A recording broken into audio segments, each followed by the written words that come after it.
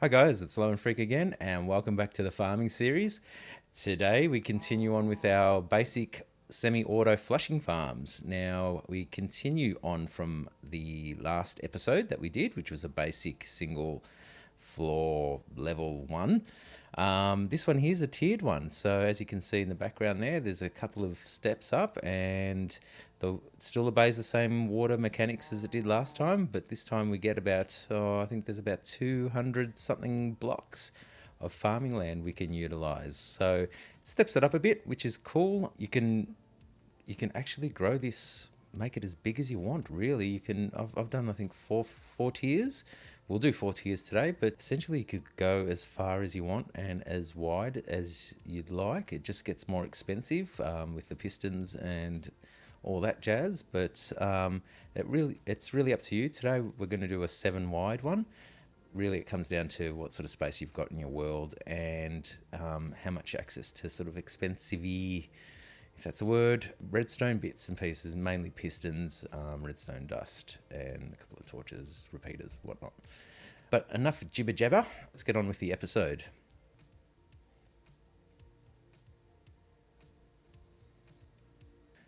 All right, let's get started. So I'll show you a quick overview. So here is it's a 7 wide, but 9 wide total, and 33 long design. So there's 4 tiers, as I mentioned before, and you can kind of see it here that the first tier is 8 blocks long, so the water will flow right up to the edge there, and all the subsequent layers they are 7 blocks long, so allowing the water to flow. I'll quickly show you how it works, just in case you forgot from the last time. We flick this switch, and as you can see, the water's coming down. And if your crops were there, it'd flush them all to your feet and you'd collect it and off you go and replant it, sort of thing. So again, it is a basic farm, but it does step it up a little bit. It gives you a bit more crops and a lot more food ultimately. Obviously there's a lot more replanting that goes with it, but it will keep you satisfied for weeks each time you flush this thing. But anyway, let's get on to the block by block.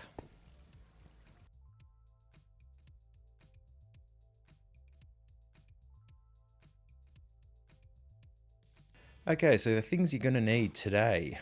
Let's have a look. Okay, so depending where you build it, you will need dirt or you may not, but I've allowed for about 3.5 stacks of dirt. You're going to need some water, some stairs, block of choice. Now I'm using stone bricks, but you can use whatever's available to you. I suggest probably not cobble because last time it looked horrendous, but entirely up to you. You'll need some gravel, a lever, about 35 bits of redstone, torches, whatever crops you want to grow. I'll probably do all of them just for the sake of it. A ladder to get in and out because I appreciate you'll be building this in survival, unlike me. You'll need some pistons, repeaters, redstone torch, and of course a hoe.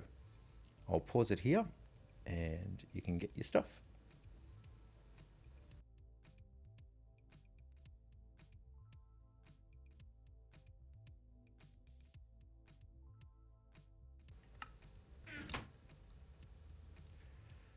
Okay, so let's get on with the build.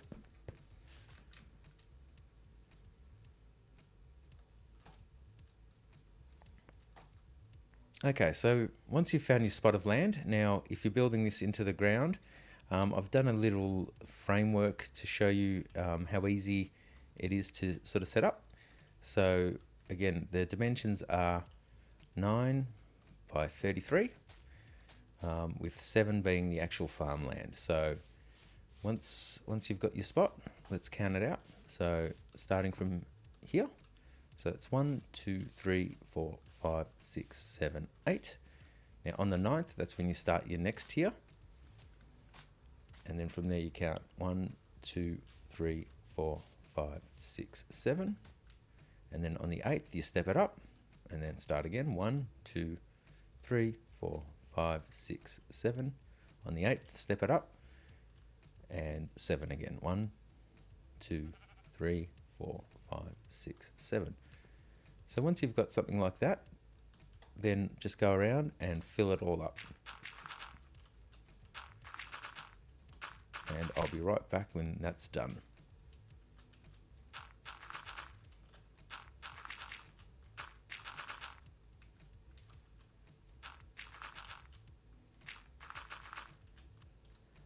Okay, so once you've filled it all out, it should look something like this. I've included some height just on the side, just to give you an indication, just in case you didn't get it. But it should look something like that. So with that being the first tier, second, third, and fourth, right there. Great, so once you've got that, you'll probably want to start with boxing it all in. This is, again, up to you which blocks you want to use. I'll use stone bricks today, but feel free to use wood or whatever, again, is easiest for you. So it's simple as starting from ground level. Just knock out the first row like this.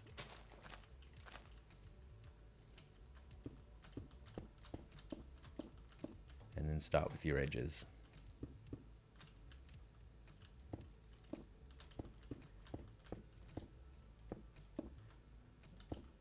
Like that. Step it up.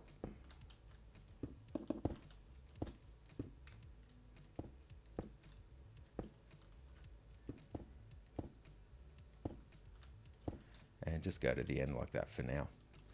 And repeat that on the same, repeat that on the other side. It's exactly the same as we've done it. And I'll be back when that's done.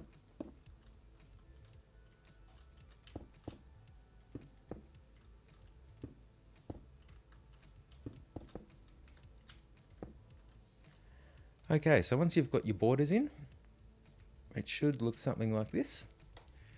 I've fixed the first two up here because I didn't put a block there, so that's to stop any water flowing or any risk of water flowing off, and also crops flowing out on the side. Okay, so the next thing we'll need to do is the water source. Now, as you can see here, I've put the water sources there just to show you roughly where they go. Again, it's up to you whether it's 3 blocks in, or sorry, 4 blocks in or 3. It doesn't really matter, but it's just important that you have one on each side, exactly like the other farm that we did last week. So let's get stuck into it. So I'm just going to knock it out there, there. Get my water bucket. Now it may pay to set yourself up with a water source, because you'll need about 15 water sources, I think, for this whole design. So having an infinite water source nearby will be handy, unless you've got 15 buckets of water, which, again, if that's how you roll, that's how you roll. So where you might encounter issues and where you'll need to block it up a little bit is on the sides here. If you've built it exactly like this, if you've built it into a hill or something like that, then you probably won't have to worry about these steps. But again, it's not too hard. You just sort of you can do it with dirt if you want. Just block it up. Just go behind it. Oops, not that one. Put your water source in like that. Fill it back up. Over here.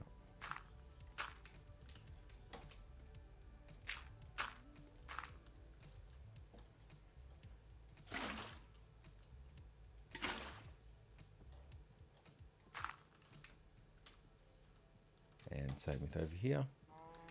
As you get a bit higher, it gets a bit, might pay to actually knock the block out so you actually can see where you need to put it.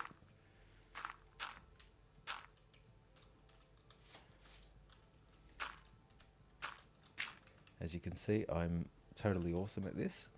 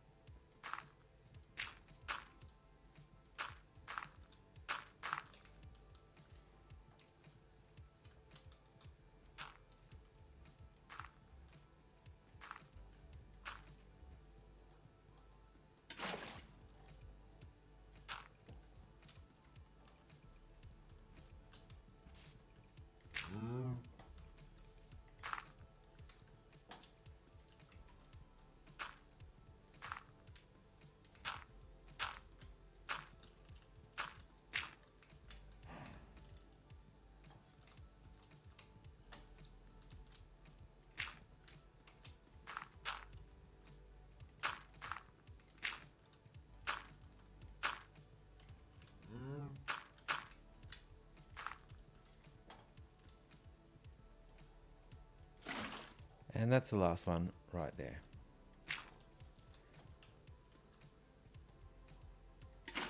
Actually, that's the last one right there. Great. Okay, so that's all your water sources done for the farm, so you won't have to revisit those. Again, it's a bit ugly on the side, but I'll let you tidy it all up and fill it back in, and however you want to make it look. There's so many options and decorative choices that for the sake of keeping this video under 20 minutes, I'll let you do that. Okay, so once you've done all that, it's time to get on with the redstone. All right, now that we've put the borders in, it's looking nice. I think we'll put some finishing touches. Just I noticed that just through experience that we might need to actually extend some of these walls or borders, if you will, just so the water doesn't flow out and just to reduce the amount of crops that actually land on the ledges. So it's simple, just put a couple of extra blocks here and there. That should do the trick on each tier. It won't be perfect, but it will reduce the amount of crops that end up there anyway. Also, what we'll do is just put in some stairs, just so you're not trampling your tilled soil. I found that to be a bit of a bother. I mean, it does bother me, but it may not bother you. But it's just a simple little upgrade, and it'll make life a little bit easier. So just put a step right in the middle of each tier or each step up, just like that. And that should do the trick. Okay, so let's get onto the redstone. So to actually get the signal from this end to that end, we're going to need a bit of a redstone tunnel, if you will. That way we can extend when we put the lever up here, flick the switch, that power goes all the way to the end, and it'll actually drop the pistons, allowing the water to flush. So it's pretty simple. It just takes a bit of digging and we'll get stuck into it. So what you're going to need to do is find the center, which is this block here. And again, that's where the lever is going to go. So go down 3 blocks, 1, 2, and 3, which I've already done. And then dig yourself a 2-high tunnel right to the end, or 33 blocks all the way to the very end. Just like that. And once you get to the end, just pop yourself up and have a look around, and you should be right at the end of the farm. What you'll need to do now is knock out a 3x7 trench, and this is just to make life a little bit easier. So when you're putting the pistons and the redstone down, we'll end up blocking all this out any case, just to stop mobs spawning on the inside near the redstone. But so that's a 3x7. So 3 blocks down, 2, 3, just like that.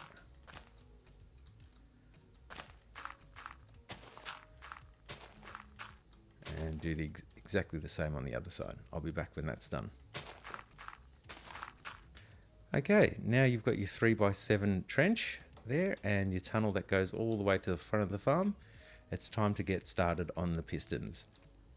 So get your pistons and your redstone bits and pieces, your torches. You won't need your bucket just yet. And also, I appreciate you're probably doing this in survival, so having a ladder like that can help you get in and out in any case, and you may want to have one on the side so you can get up and down easily as well. I'll leave that to you. Dirt blocks are just as good, or if you've got scaffolding, even better, but ladders seem to do the trick. In any case, let's get cracking. So pistons. So we need 7 pistons, and they need to be level with the grass right here at the end. So what you could do if you're on survival, just go backwards, crouch place like that. That might be the easiest for you. And that's the 7 pistons. Now, the reason I've put them in first, it's just to give you a bit of a guide for the next step, which is laying the redstone from the front right down to the back. So let's get started on that. So make your way right up to the front again.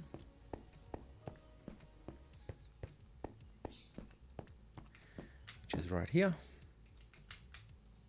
Okay, now what we're going to do is put the block. Now this block will be the one that the actual lever goes on. So that's one block there, lever gap, and one more block. From here, you'll need to put your redstone dust. And what we'll do is count out another 11. So that's 12 redstone pieces of dust. And then we'll put a repeater and then do another 12. So that's 1, 2, 3, 4, 5, 6, 7, 8, 9, 10, 11, 12. Repeater, then another 12. Just leave that on its standard ticks, which is 1 tick. So another 12. 1, 2, 3, 4, 5, 6, 7, 8, 9, 10, 11, 12. Okay, and excuse the birds in the background. Okay, so once we've got the 12 down, now you can just dig yourself a little nook there if you want, or you can do it this way. So once you've got placed that last bit of redstone dust, you'll need your redstone repeater, and that goes into a block.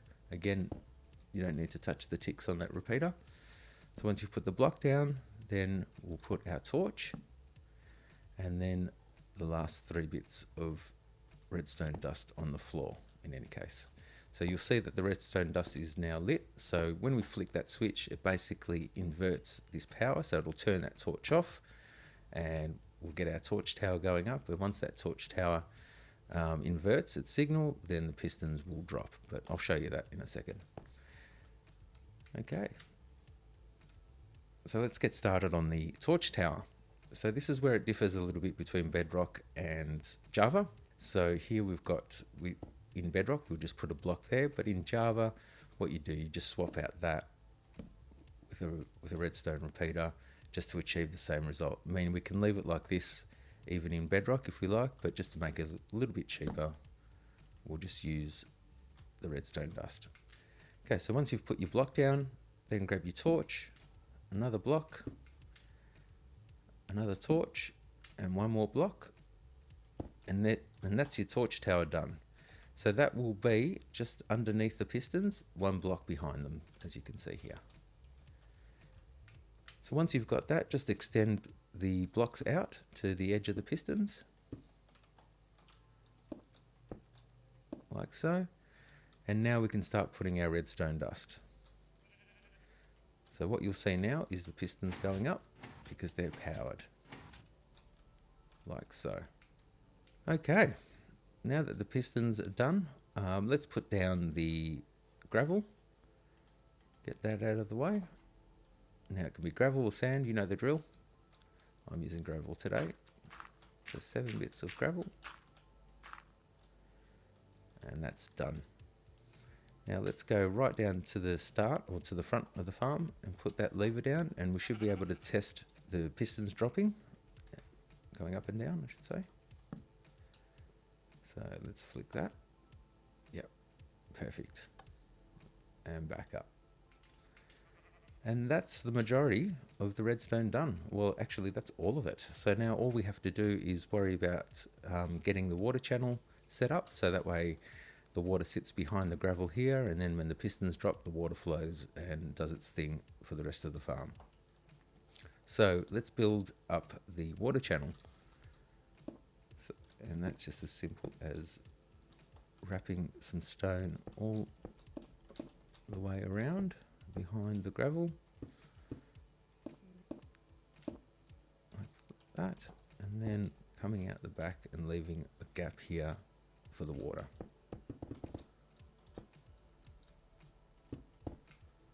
Like so. So there's your water channel done. Now's probably a good time to get your water bucket out. Put your gravel away. And if you don't know about the water source, the infinite water source trick, and you've only got 2 buckets of water on you, well then you just put 1 water source there, skip 1 block, put another water source. That meter 1 becomes a water source now, an infinite water source, so you'd fill it up from there. You'd skip 1. There. That now becomes a water source, and put 1 on the last one there. And there you have it. Your 7 water sources done and dusted. Okay, so that's the farm and the flushing mechanism pretty much done. Now's a good time to, if you want to do some decorations, put some extra blocks just to be extra safe, whatnot. You can actually put your torches down now if you like. You can never be too safe or have too many. I find I just like to spam them at different intervals. You can keep them symmetrical or however you want to do it, but again, it's just to stop any or reduce the chance of mobs spawning in your farm, especially if you find yourself farming at night. It can definitely change the mood if you get a couple of creepers spawning in there.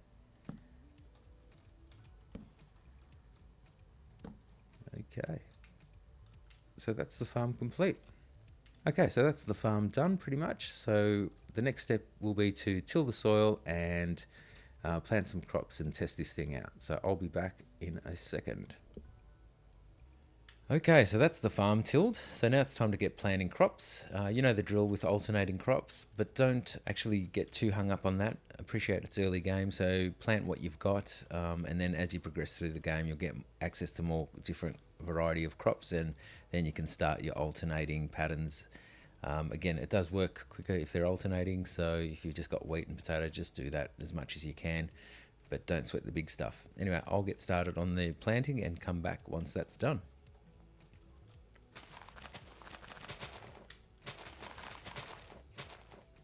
Alright, I'm back. So I've planted all the crops I can in alternating fashion this time. Again, don't stress too much about that. But before I flush the farm, it's probably a good opportunity just to close out a couple of things. I said I would close up this back section, which I kind of have started. I've spammed a lot of torches down there as well, just to avoid surprises when you, if you have to get down there at some stage. I'm not expecting you will. It's pretty solid, this farm. So, but in any case, it's good just to put down some torches, and you can kind of fill it up like I've done here. Again, it really comes down to what you've got access to in terms of blocks or decorative ones.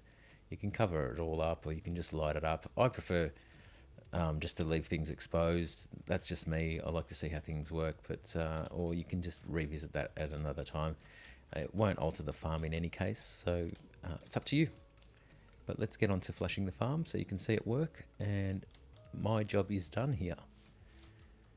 So once you've got all your crops there, there's one last thing to do, and that's to flush this bad boy. And here they come. Exactly like that single tiered farm that we did last time. All the crops will just come to your feet, you scoop them up and replant what you can, and the rest is all surplus. So this should give you food for days every time you flush it. So there's 200 blocks like I mentioned earlier, so that's a lot of crops to keep you going. But again, it's up to you how big you want to make this thing. Just obey the water mechanics and you should be right. So with that said, let's just turn it off. So that's it, guys. That's your tiered flushing farm right there. Feel free to leave any comments below. I will link some of the YouTubers that I've seen this design for in the past. Again, they sort of all vary in how they connect. So, but if you've seen one exactly like this, please leave a comment below, and I'll link that YouTuber as well.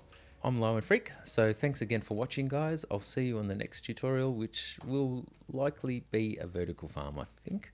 Something like that one in the distance. I'm not too sure. Let me have a think about it. Anyway, thanks again, guys. Have a good night. See ya.